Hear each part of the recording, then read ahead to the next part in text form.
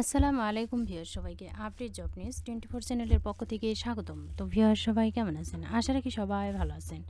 প্রতিদিনের আজকে নতুন একটি চাকরি বিজ্ঞপ্তি আলোচনা করার জন্য চলে আসলাম। এটা হলো সিভিল সার্জনের কার্যালয়ের নিয়োগ বিজ্ঞপ্তি। সো এখানে দেখিয়ে দেওয়ার চেষ্টা করব যে এখানে কী কী পোস্ট রয়েছে, কতটা পোস্ট রয়েছে এবং কোন কোন পোস্টের জন্য কী কী শিক্ষাগত যোগ্যতা, আবেদন কবে শুরু হবে এবং কবে শেষ হবে এ সম্পর্কে ভিডিওতে আমি বিস্তারিত বলে দেওয়ার চেষ্টা করব। তবে ভিডিওটি শুরু করার আগে আপনাদের কাছে একটা রিকোয়েস্ট থাকবে, আপনি যদি এই চ্যানেলে নতুন হয়ে থাকেন তাহলে প্লিজ সাবস্ক্রাইব করবেন এবং পাশে থাকা যে বেল আইকনটি রয়েছে তাতে অল ক্লিক দিয়ে রাখবেন, যাতে আমি পরবর্তী ভিডিও আপলোড দেওয়ার সাথে সাথে সবার প্রথমে আপনার কাছে নোটিফিকেশন চলে যায়।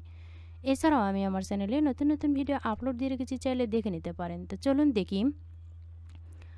স্বাস্থ্য ও পরিবার কল্যাণ মন্ত্রণালয়ের স্বাস্থ্যসেবা বিভাগে অধীনস্থ সিভিল সার্জনের কার্যালয় দিনাজপুর ও তার নিয়ন্ত্রণাধীন প্রতিষ্ঠানসমূহের রাজস্ব খাতের গ্রেড ভিত্তিক নিম্নোক্ত শূন্যপদ সময়ে অস্থায়ীভাবে লোকবল নিয়োগের জন্য বিজ্ঞপ্তি প্রকাশ করেছে।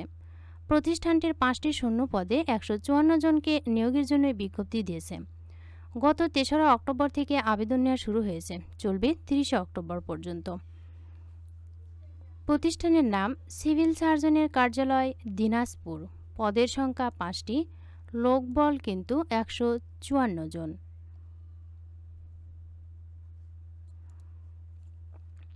পদের নাম 60 মুদ্রাক্ষরিক কম্পিউটার অপারেটর, এখানে নেওয়া হবে একজন।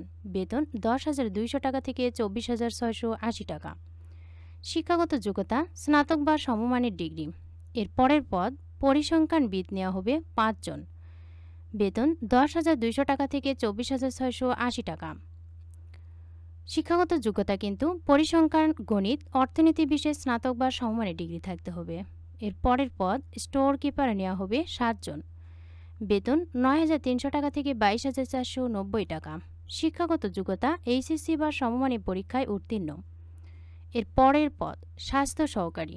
পদের সংখ্যা 137টি। বেতন 9,300 টাকা থেকে 22,490 টাকা। শিক্ষাগত যোগ্যতা এইচএসসি বা সমমান পরীক্ষায় উত্তীর্ণ। এর পরের পদ গাড়ি চালক। পদের সংখ্যা 4টি। বেতন 9,300 টাকা থেকে 22,490 টাকা। শিক্ষাগত যোগ্যতা 8ম শ্রেণী পাস, বৈধ লাইসেন্স থাকতে হবে। চাকরির ধরন অস্থায়ী চাকরি, প্রার্থী ধরন নারী পুরুষ উভয়। কর্মস্থল হবে কিন্তু দিনাজপুরে। বয়সসীমা 18 থেকে 30 বছর, তবে বীর মুক্তিযোদ্ধা বা শহীদ বীর মুক্তিযোদ্ধার সন্তান এবং শারীরিক প্রতিবন্ধীদের ক্ষেত্রে বয়স সর্বোচ্চ 32 বছর।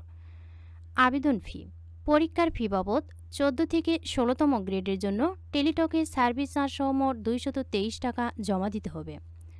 আবেদনের শেষ সময় 30 অক্টোবর। তো ভিউয়ার্স, এখনও অনেক সময় রয়েছে।